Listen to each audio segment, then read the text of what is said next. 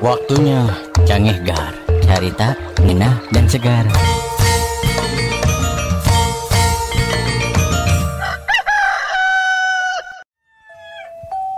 Wan Abut, saya mah heran kenapa hasil mancing Wan Abut teh meni banyak wae.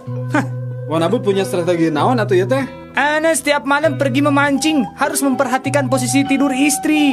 Maksudnya gimana? Ya, bila istri tidur miring ke kiri, lemparan umpan cukup dekat aja. Jangan terlalu ke tengah. Nah, kalau istri ke kanan? Ya, lempar aja sama ente. Harus jauh-jauh ke tengah kolam. Semaksimal mungkin. Oh, yang ngerti. Ya, yang ngerti Wan Abut. Tapi kalau istri Wan Abut tidurnya terlentang gimana? Kalau istri Ana terlentang, itu artinya Ana kagak mancing.